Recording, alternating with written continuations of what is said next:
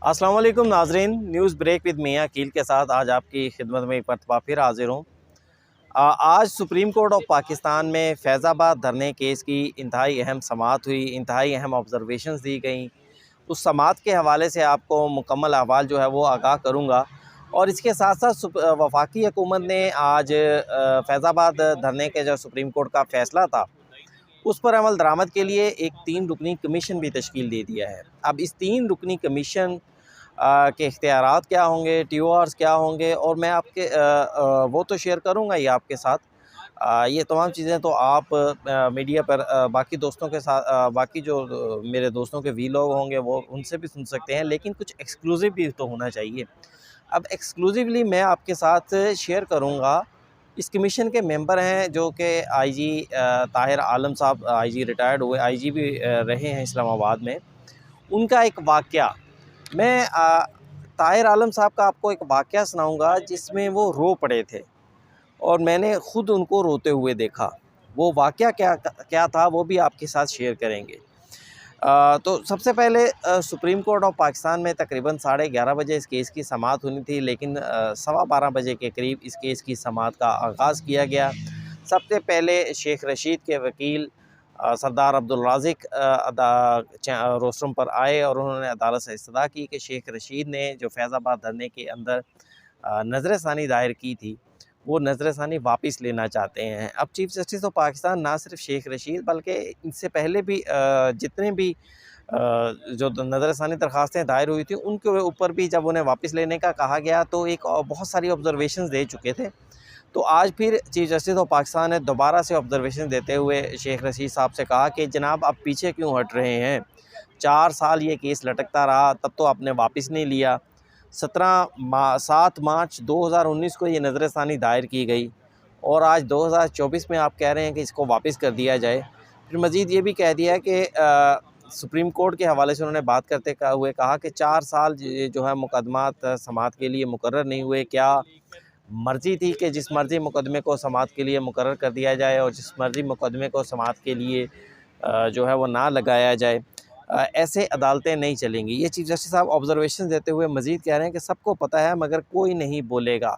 ग़ालिबन ये जो है चीफ जस्टिस साहब की एक कोशिश है, या शायद चीफ जस्टिस साहब हर नज़रसानी शख्स जिसकी जानिब से नज़रसानी दायर की गई है, पेमरा की जानिब से भी दायर की गई थी और इलेक्शन कमीशन की जानिब से भी दायर की गई थी। तो चीफ जस्टिस पाकिस्तान के सामने जब भी कोई फ़रीक आता है जो और वो कहता है कि नज़रसानी वापस लेनी है, तो चीफ जस्टिस यही उससे सवाल करते हैं कि ये नज़रसानी दरख्वास्तें किसके कहने के ऊपर दायर हुई थी। लेकिन अभी तक तो किसी ने भी आगे कोई नाम नहीं लिया, सब लोगों ने अपने ऊपर ही लिया। तो शेख रशीद साहब ने भी इस हवाले से उनके वकील ने कहा कि शेख रशीद ने नज़रसानी दायर करने का फ़ैसला ख़ुद किया था और अब नज़रसानी वापस लेने का फ़ैसला भी ख़ुद कर रहे हैं। चीफ जस्टिस ऑफ पाकिस्तान ने मज़ीद कहा कि अल्टीरियर मोटिव्स के लिए जो है ना वो इस्तेमाल नहीं होने देंगे किसी को भी। फिर ये उन्होंने कहा क्या निज़ाम को ऐप मैनिपुलेट कर रहे थे, और उन्होंने कहा कि इससे ज़ाहिर होता है कि सिस्टम बाहर से कंट्रोल हो रहा था, ना सिर्फ अवाम बल्कि सुप्रीम कोर्ट ऑफ पाकिस्तान को भी मैनिपुलेट किया जा रहा था बाहर से। फिर ये भी कहा कि कौन सा केस लगेगा कौन सा केस नहीं लगेगा इसका फ़ैसला भी बाहर से होता था। ज़िम्मेदार वो लोग हैं जो ओहदों पर थे। चीफ जस्टिस अतर मिल्ला ने जिसके बाद मज़ीद ऑब्जर्वेशंस देते हुए कहा कि शेख रशीद साहब के हवाले से बराह रास्त सुप्रीम कोर्ट का कोई फ़ैसला नहीं है, कोई ऑब्जर्वेशन नहीं है। सुप्रीम कोर्ट ने तो जो कुछ भी कहा वो उस वक्त ISI की जो भी रिपोर्ट अदालत में पेश की गई, सुप्रीम कोर्ट ने उसको रिप्रोड्यूस कर दिया, यानी अपने फ़ैसले के अंदर शामिल कर दिया। डायरेक्ट सुप्रीम कोर्ट ने कोई ऑब्जर्वेशन नहीं दी। इसलिए अगर शेख रशीद साहब को कोई एतराज़ था तो वो उस टाइम रुकने असम्बली भी थे, वज़ीर भी थे, तो बजाय इसके कि सुप्रीम कोर्ट के फ़ैसले पर नज़रसानी दायर करते, वो उस ISI की रिपोर्ट के ख़िलाफ़ उन्हें जाना चाहिए था, उसके ख़िलाफ़ उन्हें कार्रवाई करनी चाहिए थी। फिर ये भी जो है चीफ जस्टिस ऑफ पाकिस्तान ने जिसके बाद मज़ीद कहा कि नफ़रतें ना बढ़ाएँ, मुआशरे में आप हैं, आप दलेरी दिखाएँ और आपने मुल्क को मजाक बना दिया है, मज़मूम मकासद के लिए इस्तेमाल नहीं है। अगर हमारे फ़ैसले में कोई गलती है तो बता दें। शेख रशीद साहब ने अदालत के सामने ख़ुद पेश होकर बोलने की कोशिश की तो चीफ जस्टिस ऑफ पाकिस्तान ने उन्हें रोक दिया। उन्होंने कहा कि आप नहीं बोल सकते। ये भी एक इसमें भी एक वाक़या है। इससे पहले मुझे क्योंकि 13-14 साल सुप्रीम कोर्ट कवर करते हुए हो चुके हैं, तो बहुत सारे वाक़यात याददाश्त में हैं। इससे पहले शेख रशीद साहब जब आते थे साकिब निसार साहब की अदालत में और मुख्तलिफ़ अदालतों में आते रहते, तो शेख रशीद साहब को बड़े इन्हमाक के साथ सुना जाता था। और शेख रशीद साहब जो हैं वो बड़े मशहूर हैं इस मामले से, जुमले को घड़ने के हवाले से, अल्फाज़ों को रद्द-बदल करने के हवाले से बड़ी कमाल महारत रखते हैं। उन्हें सुना भी जाता है, उनकी ख़बरें भी बनती हैं, चलती भी हैं। लेकिन बहरहाल आज chief justice of Pakistan justice Qazi Faez Isa ने उन्हें बोलने से रोक दिया और आज वो बोल नहीं सके। उनको कहा गया कि आपके वकील बात करेंगे, आप खुद बात नहीं कर सकते। हम जो भी सवालात कर रहे हैं वो आपके वकील से सवालात कर रहे हैं। चीफ़ जस्टिस पाकिस्तान ने उसके बाद मज़ीद ऑब्ज़र्वेशन दी कि कोई दुश्मन नहीं, आप ही मुल्क के लिए काफ़ी हैं। सड़कें जलाओ, उस वक्त तो कहा जाता था कि सड़कें जलाओ, आप हीरो हैं, ना आप लोग मुल्क से मुखलिस हैं। फिर उन्होंने कहा कि इस्लाम में भी है, हुज़ूर सल्लल्लाहु अलैहि वसल्लम ने भी कहा था कि मोमिन सब कुछ हो सकता है मगर झूठा नहीं हो सकता।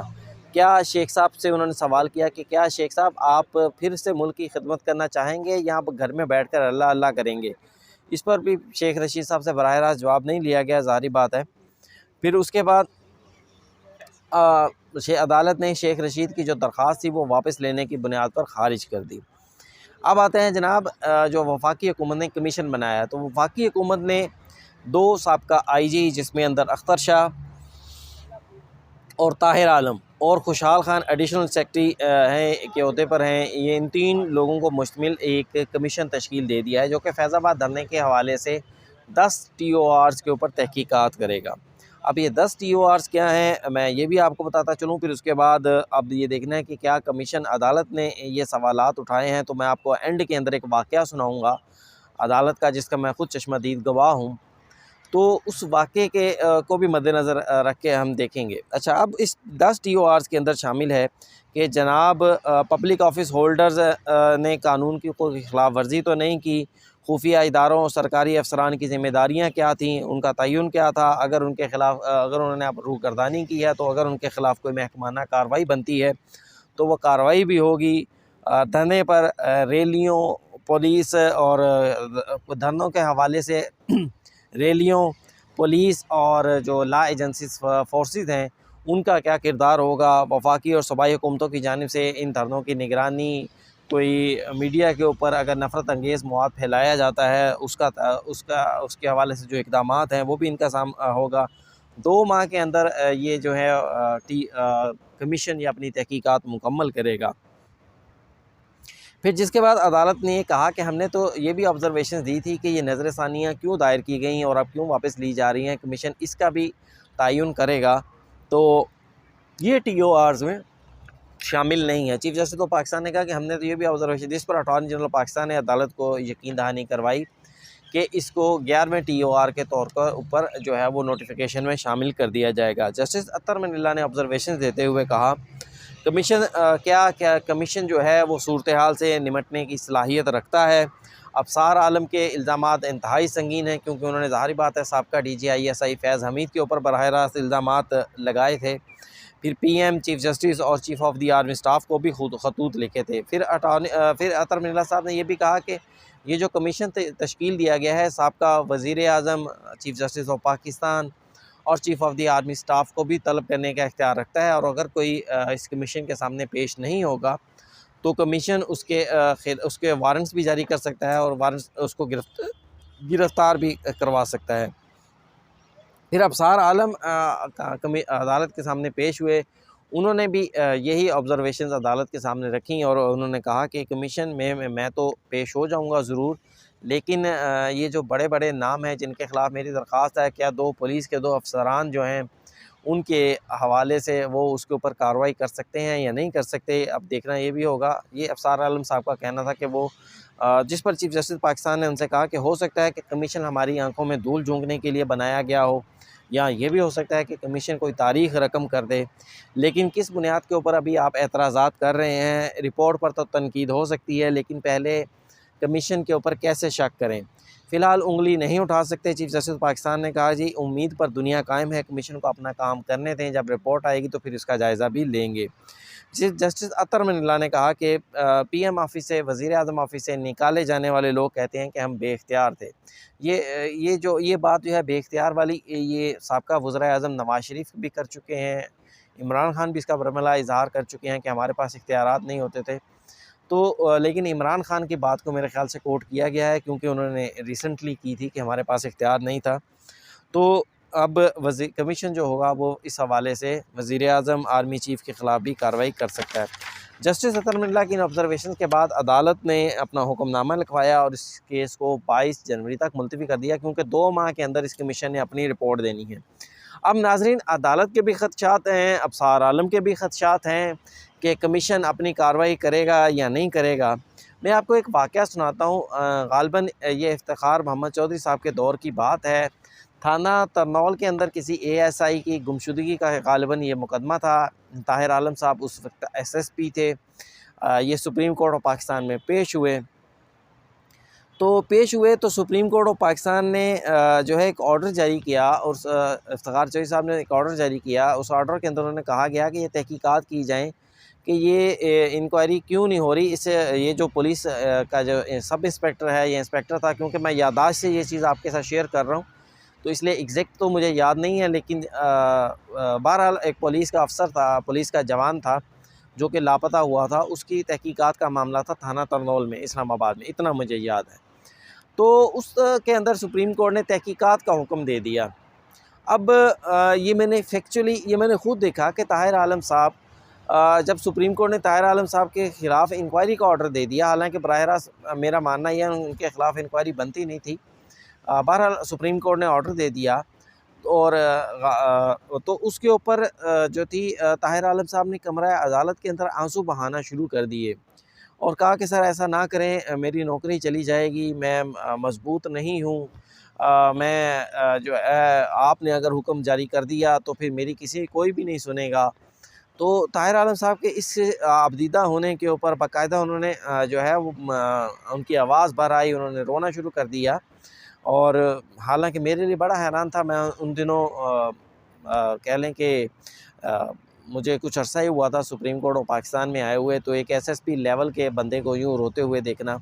बहरहाल क्या कहते हैं, जिस पर चीफ जस्टिस इफ्तिख़ार मोहम्मद चौधरी साहब ने कहा कि हम आपके ख़िलाफ़ कोई कार्रवाई का हुक्म नहीं दे रहे, हम तो सिर्फ़ एक तहकीकात का हुक्म दे रहे हैं। जिस पर ताहिर आलम साहब ने कहा कि जनाब, रोते हुए उन्होंने आंसू बहाते हुए कहा कि जनाब, अगर आप मेरे ख़िलाफ़ हुक्म दे देंगे तो मेरी तो बात ही किसी ने नहीं सुननी, मैं तो फ़ारिग हो जाऊँगा। बहरहाल वो ताहिर आलम साहब बाद में फिर आईजी इस्लामाबाद भी बने, सुप्रीम कोर्ट ने वो हुक्म भी दिया। अब मालूम नहीं उस हुक्म का क्या हुआ या नहीं हुआ। लेकिन दोस्तों, बात ये है कि कोई शख्स अगर इतना कमज़ोर हो कि वो नौकरी बचाने के लिए अदालत के सामने आंसू बहा दे और रो पड़े, और उसके बाद अदालत में जो है उसको किया जा सके, क्या कहते हैं, तो अगर कोई शख्स इतना कमज़ोर है तो फिर सवालात उठेंगे कि वो शख्स इतनी बड़ी तहकीकात के अंदर ख़ुद को कैसे मजबूत रखेगा, कैसे वो इतनी बड़ी जो तहकीकात हैं वो असरअंदाज हुए बगैर किसी न किसी तरह करेगा। बहरहाल देखते हैं इस कमीशन की रिपोर्ट क्या आएगी। अब इस मुकदमे की समाअत 22 जनवरी को होनी है, तो अब इसके 22 जनवरी के बाद ही पता चलेगा कि कमीशन क्या रिपोर्ट देता है। ये भी मुमकिन है कि कमीशन के जो है टाइम एक्सटेंड कर दिया जाए, कमीशन मज़ीद टाइम ले ले। इसके साथ ही ये था आज का वीलॉग। प्रोग्राम अगर आपको अच्छा लगा हो तो चैनल को लाइक कीजिएगा, इसको सब्सक्राइब भी कीजिएगा, और इसको शेयर भी ज़रूर कीजिएगा अपने दोस्तों के साथ। मुझे दीजिए इजाज़त। इसके साथ ही अल्लाह हाफ़िज़।